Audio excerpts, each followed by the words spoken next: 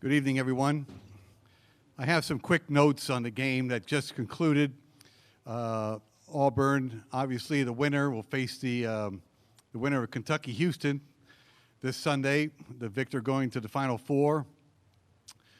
This marks the second time in program history Auburn has knocked off a number one seed, second time. They accomplished defeat in 1986, beating St. John's 81-55 in the second round in Long Beach, California. So second time Auburn has knocked off a number one seed in this tournament. 1986 was the last time St. John's was the victim. This marks the 8th time in the last 10 years an SEC school has advanced to the Elite Eight.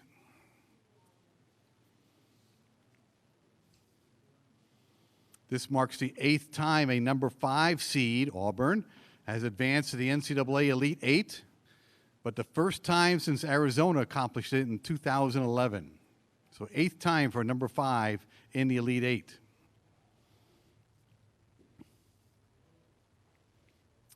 Auburn has now won 11 straight games, the longest current active winning streak in the NCAA. Proves this mark this year to a school tying 29 wins, 9 losses. Auburn advances to the Elite Eight for just the second time in program history. The other time was 1986, when it eventually fell to eventual champ Louisville. Head coach Bruce Pearl is 31-18 now in the NCAA tournament, 4-1 with Auburn.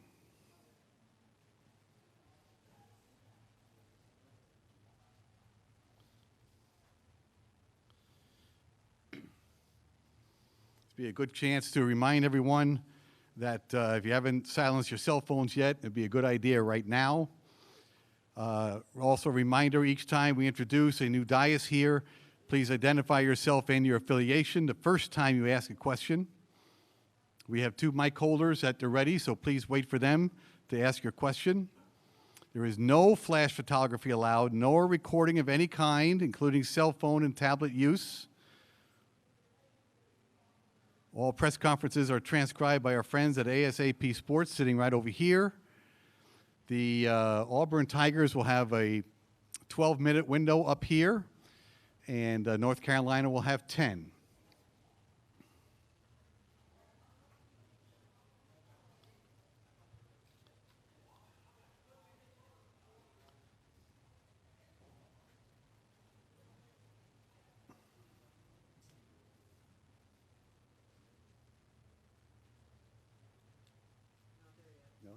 Early. Final reminder is the procedure up here after the head coach gives an opening statement for the game.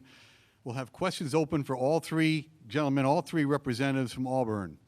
I do have the authority to dismiss the student athletes if there are no questions for them. I don't think that'll happen, and I think we'll go the whole 12 minutes. But you can ask questions of all 3 gentlemen up here, and the same for North Carolina.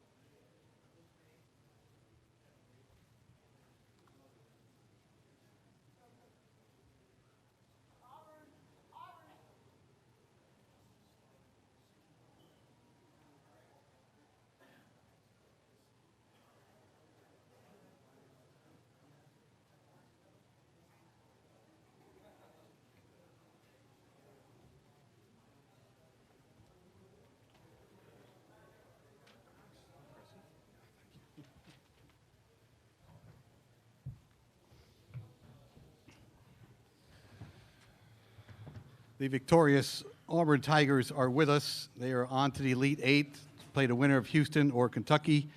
Head coach Bruce Pearl is with us. Javon McCormick, Jared Harper. We're going to ask Coach Pearl to open up with a statement on the game, and then we'll have questions for all three gentlemen from Auburn. Bruce, please. Well, congratulate North Carolina on another great year. This is Roy's third #1 seed in 4 seasons and a piece of the ACC championship. Roy was so gracious in defeat. I will remember and appreciate that forever. We were pretty emotional because it's a bittersweet accomplishment because of Chuma getting hurt late in the game. Nobody works harder. Nobody gives us more courage. When it gets tough and you got to go to a matchup, we got 5 and you don't. That's how we felt. In a game full of guys that are going to get a chance to play at the next level, I thought he was the best player, and that has happened a lot to us this year. So we're disappointed that he may be lost, but we are very, very grateful to be moving on and representing the SEC and Auburn in the Elite Eight. First question's right here. Number 2, number 3. Wait for the mic. Thank you. Kate Carlton, South Boston News Record. Coach, you start the second half on a 10-0 run there with 2 threes from Harper and Brown. How big was that in kind of setting the tone for the second half? Well, we are who we are. And, Bryce didn't score in the first half, and I was probably on him more for his defense than it was for his offense. We knew he'd come around. Jared got in 2 fouls in the first half and had to play limited minutes, and Javon came in and extended our lead because they couldn't stay in front of him. He got downhill, and then when Jared came in the second half, he was able to take the game over, getting his teammates shots, and he did some heavy play calling and late in the second half. And as I predicted in some pregame interviews, Jared's pretty. Some offensive coordinators, they should be a little bit harder to read. Jared is almost always going to go to the hot hand, and I just stayed out of the way. David Smale, Field Level Media. Can you give us any more update on Chuma, what the injury is, likelihood of him playing? It's a knee injury, and we don't know the status, but we think it could be serious. This is the second straight defeat of a blue blood. You have a chance, depending on if Kentucky wins, of knocking off the top 3 schools all time in wins. What do you think about that? I take it one at a time. For me, seeing Houston and Kentucky in a Sweet 16 game, I was at Boston College in 1982. Actually, it was 81, I think, when we played Hakeem Olajuwon in St. Louis for the Midwest Regional Championship.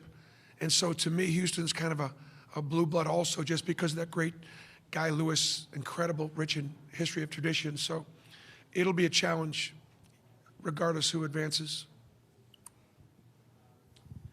Sean Roney, Dos Mundos bilingual newspaper in Kansas City.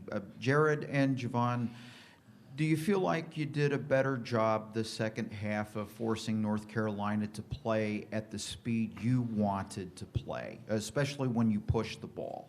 Javon, you're first, please. We knew coming into the game that it was going to be a big key transition defense, and I felt like for the first half we did a good job, and second half we picked it up. I would just say that we know that our offense builds from our defense being able to get those key stops we did in the second half, starting out on that 10-0 run. We did a good job of that. I'm just gracious to have the teammates that I do that help me out. We played well defensively as a team to win like that, and we shot the ball well also in the second half. Bruce, Adam Teicher from ESPN. The impact of the loss of Okeke, can you talk about that a little bit, elaborate what that means to you guys? Well, he's a nightmare to match up with because he can guard any position. He can score inside and out. And so as a play caller, he gives you incredible flexibility. So he's our most versatile player. But I thought our bench did a tremendous job responding. We got 40 off our bench tonight. I thought D'Angelo Purifoy stayed right and ready. And, we probably don't hold on unless we have D'Angelo sort of ready to be able to go in there. I think it's a great lesson for teams. D'Angelo's playing behind a great player in Chuma. D'Angelo's very good. He could have packed his bags and waited till next year or some other opportunity. Instead, he stayed ready. And so many guys are thinking about, well, where can I now go to get more shots or get more playing time? And even though he was only playing, 5-10 minutes a game, and these guys did a great job of encouraging D'Angelo and making sure D'Angelo understood, hey, we need you, and you got to be ready if your number gets called. And as a result, we beat North Carolina to go to the Elite Eight because he stayed ready. Right-hand side, gentlemen. Bruce, Vahe Gregorian, Kansas City Star. I'm not sure I've ever quite seen a moment like what happened with Chuma, where your whole team went over there at one point, and then Carolina players too. Can you just describe what that was like, both in terms of the moment, but also, obviously, that could be a pivot point in the game and keep your team's composure? I think in those moments, you begin to see what these guys are made of, both teams, the fabric. We started to pray, and we asked God to watch over our brother. And Carolina did it, and our guys did it. That's what our guys wanted to do. They said, as soon as he went down, said, let's pray. And blessed that we live in a country where we're able to do that. And that was, I think, everybody's first thought. It wasn't really about the score or the next possession. It was about our brother. All the way in the back, please. Coach, Kevin Ward, Sports Animal Radio in Tulsa. Sometimes it's your night when things happen that are unusual, and I wonder in that second half when you banked in the three from the top of the circle, if you got a feeling at that time that it was going to be your night. Well, we made 16 other ones that didn't even hit the backboard, so I felt, and Anthony McLemore was the guy that shot it, and so Anthony can make that three. And so, no, I don't know that I ever felt that way. I think when we would engage defensively and take guarding seriously, I thought we had a chance. We had some situations where, look, Carolina scored 80 points. We had to put up 97 to win. That's not going to be a formula to advance. So we're going to have to pick up the defense. Fortunately, we didn't get overwhelmed in the rebounding, but we had some very, very weak defensive possessions that could have cost us this game. Right here, Bruce. Understanding that it's still early, but how do you feel about Sunday's matchup, whether it's Houston or whether it's Kentucky?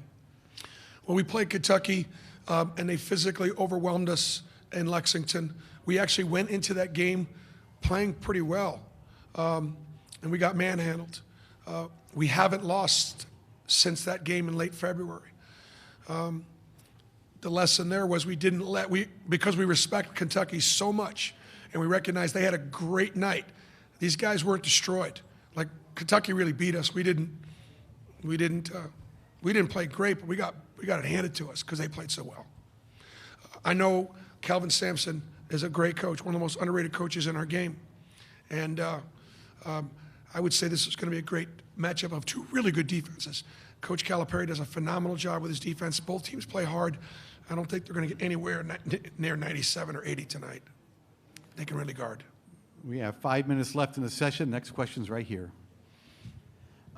Bruce, going back to the three-pointers, I don't have a chart that shows how many uncontested threes that you had, but it seemed like a lot. Could you just talk about the kind of spacing that the guys had on the perimeter and the ball movement that allowed you to get good looks? Well, we thought there were some things that we can do offensively to get our guys open, but they've ultimately got to be the ones to make those shots.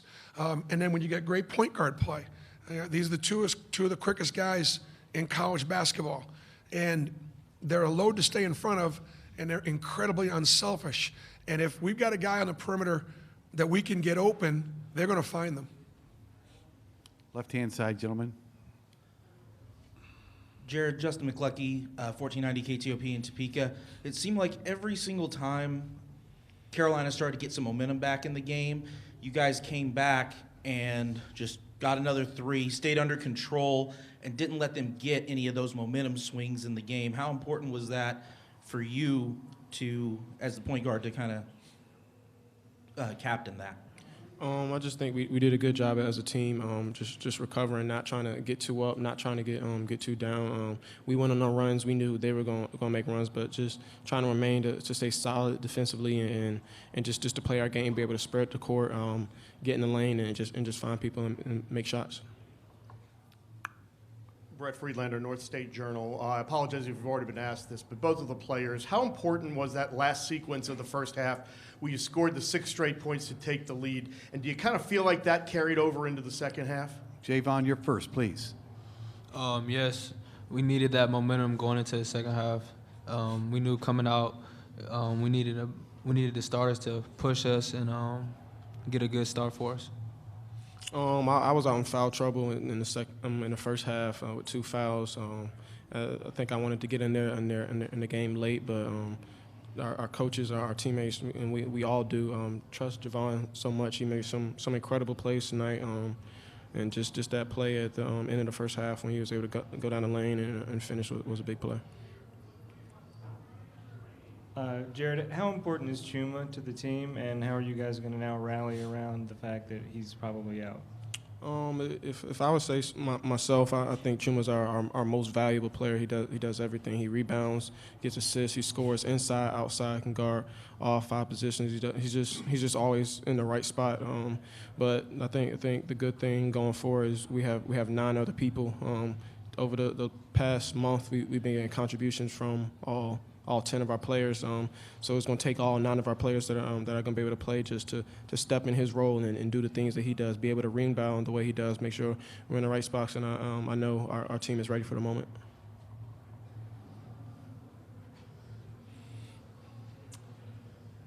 Anything else for the Tigers of Auburn? Dick? We gotta outside of this one, talking about Tom Davis and the offense and what you learned from him. Dick, if you ever want to pay me a compliment about my coaching, tell me my teams look like Tom Davis's teams. If you are any good at what you do, there's a chance you had a really good mentor. You had a really good teacher. And I was just lucky enough to be with him for so many years. Did it so right, deflected all the credit all the time, loved his players, was tremendous patience. And the base of our offense is that flex cut and that reverse action stuff. And it gives great spacing. And I think Tom probably borrowed that Carolina break. And we try to run the Carolina break. You guys saw us advance past the ball. And, you saw 2 mirror images of each other. And I know Tom is a great historian of the game. And I know Tom is really proud that his system was able to take on the North Carolina system and with respect, be able to come out on top. Thank you, gentlemen. Best of luck. We'll see you Sunday.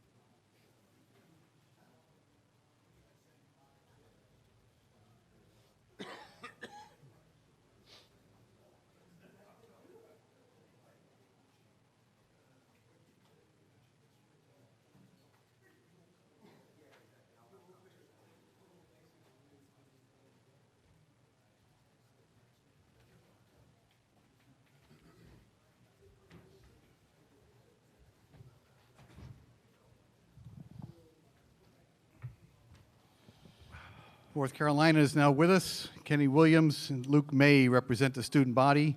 Head coach Roy Williams is here. We're going to ask him to make a statement on the game, and then we'll go to questions for all three gentlemen from North Carolina. Roy, please. He didn't know how correctly he said that when he said that Kenny Williams and Luke May were representing the student body, because I've been about as lucky as you can be the last 4 years to coach these two guys up here right now.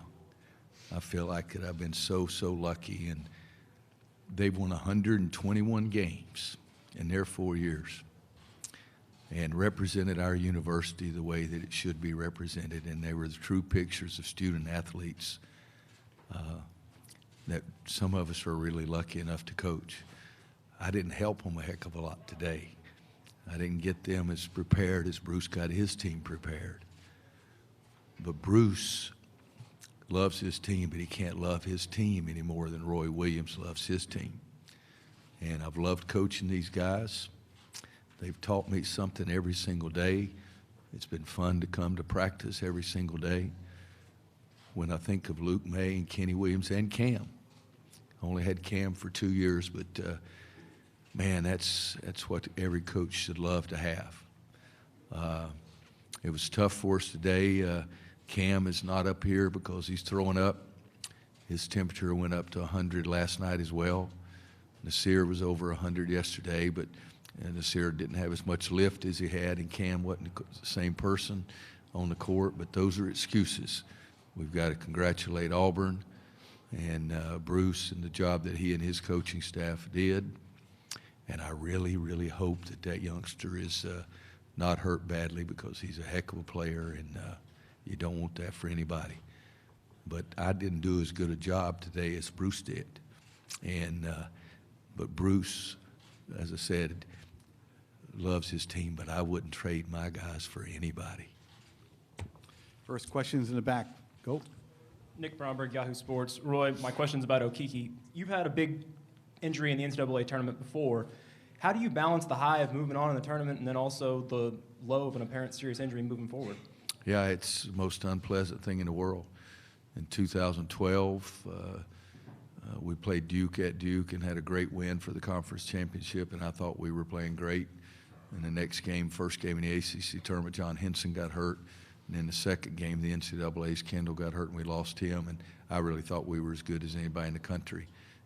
Kentucky won it that year. They beat us by 1 at Rupp, and Anthony Davis blocked a shot on a great play. But what you just have to do is you have to keep going forward, because Auburn is going to show up to play regardless of who is out there. And those kids who are still playing have to try to pick up the load a little bit more and a little bit more. Nobody should have to try to play over their head, but it gives them a little more motivation now to play even a little bit better. Every one of them will have to do it, but needless to say, Bruce will motivate his team in the right way. Down here in front, gentlemen. Adam Teicher from ESPN. A question for all three of you, if I could. Where you felt like tonight's game got away from you? Luke, you're first. Kenny will be second. The head coach will be third. I felt like second half we came out, didn't play our principles. They hit some shots, and we kind of tried to get it back all in one play, and it didn't go in our favor. And felt like we didn't play to our strengths there at the end, and we forced some shots. And credit to Auburn, they shot the ball well, and we didn't guard well enough to win tonight. Like Luke said, in the second half, early second half, we made some mental mistakes, and they capitalized on it. And, you know, they're a team that once they hit a couple, they get hot, and they got hot in the second half, and they kind of carried that momentum throughout the whole half. Yeah, I would agree. I told these guys I'll never use my halftime talk again, because it sure as Dickens didn't work tonight. A couple of those, I think they made 3 threes out of 4 possessions early in the second half, and didn't have the right communication, and they made shots. I asked Kirsch, I think 17's the most threes any of my teams have ever given up in 16 years, but it was a bad time to have that happen. But left them open a little bit too much, and they made the shots. And sort of snowballed, and then we got it back to 5 or 6, something like that, and then they made 2 or 3 again. And we weren't, they've got the reputation, and statistically it shows they're not a good rebounding team, but they got to their offensive boards today better than we did. At halftime, I think they had 8 second chance points to 3 for us or something like that. And they kept making some offensive rebounds in the second half too, so you got to give them some credit, all of the credit except for me. Greg Barnes in South Carolina for Luke and Kenny. I know this is a tough ask, but is it possible for you guys to kind of put into words your experiences over your last 4 years at UNC? Kenny, you're first, please. I'm gonna be honest with you. If I tried to put it into words, it wouldn't do it justice. To really know the feeling, the joy that you get playing here, coming to practice, the meetings. You have to be a part of it to actually know the feeling. Like I said, putting it into words wouldn't do it justice. But if I had to, I would say it's nothing that I thought it was gonna be. You come in with expectations, and these past 4 years have blown that away. I don't know, man. It's not even on the court. It's all the times off the court that you'll remember the most. Bus rides, plane rides, like I said, meetings. So, I guess, like I said, putting it into words would not do it justice. It would do it an injustice, honestly.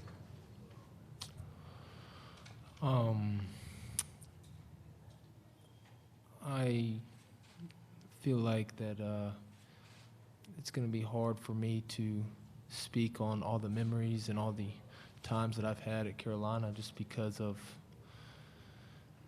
so many great ones. And I can't even put into words how honored I am to be able to play for this university, play for Coach Williams, play with teammates, brothers like Kenny. Like Kenny said, I came to practice every day. Some days were good, some days were bad, but we were all family. We all loved being with each other, and it made practice fun each day. And I'll miss coming to practice and seeing my brothers, seeing Kenny and Cam, and especially Coach Williams. He's done so much for my development, and I give all the credit to him for the player I've become.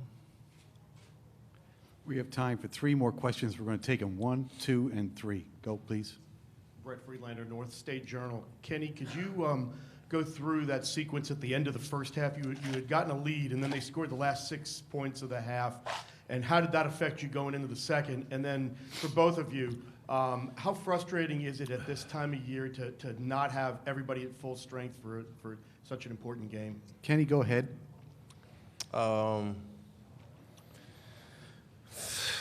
In the first half, we were still positive, despite them going on the run and taking the lead. But that's always how we are, despite what happens. We know the type of team that we were, and that wasn't going to be the run that was going to get us down. Honestly, I forgot your second question, honestly. I'm sorry. How frustrating is it at this time of year to not have everybody at full strength? Cam and Ness, you're both sick. It's tough. It's frustrating. Especially with, we've been dealing with injuries all year. So once we finally got to full strength, we had some guys go down with sicknesses. But like Coach said, you can't use that as an excuse. At the end of the day, North Carolina was going to play. They went out there, they gave everything they had. Hats off to them. They didn't want us to go out there without them. So they did everything they could and built up enough strength to get on the court tonight. But it's things that you have to deal with. Injuries are part of the game, so you can't really do anything about it. Go ahead here. Kate Carlton, South Boston News Record. Coach, they had 17 threes tonight. What were the difficulties of trying to guard them on the perimeter and stop the three? Well, it was too difficult for us because we didn't do a very good job of it. But it was, like I say, it was things we focused on in the days prior to the game, mentally and physically. But you have to give them credit. They pushed the pace very hard, come right up your backs. They penetrate, and you're trying to make the decision whether to help or stay attached to the three-point shooter. And they could back you off with their quickness and shoot it. But they still had to make them. So you have to give them credit for that. And but we knew that was a central part of their attack. 58% of their shots the last part of the season have been three-point shots. But again, they made them, and we didn't do enough to stop them. Roy, Bruce said after the game that you couldn't have been more gracious in defeat. I wonder if you could possibly share what you got across to him.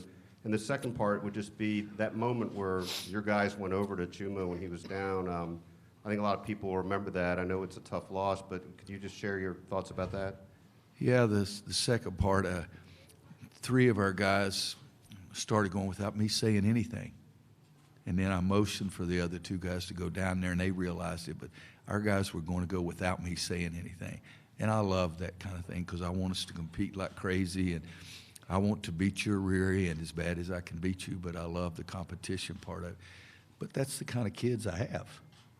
It's, in coaching, winning is good, but the thrill of victory, what the real thrill is in having the looks on your guys' faces when they've done something and been very successful that's very difficult. That's the thrill for me. But the competition I love, but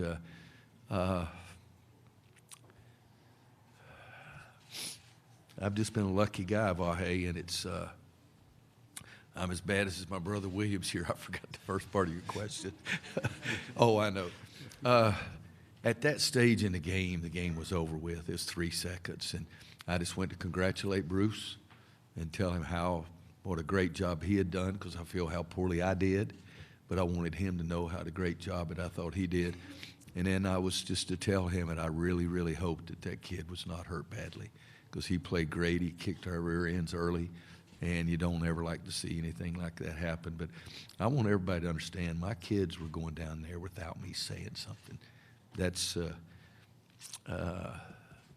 my athletic director sitting back there, and you shouldn't say this. I would coach my guys for nothing. And even right now, this feeling, because you've had the association with them, you have no idea how good that has been. And Kenny says he can't describe it. I can't describe it either, but I know I've been a very lucky guy to coach these kids. Thank you, guys. Thank you, Roy. Thank you, gentlemen.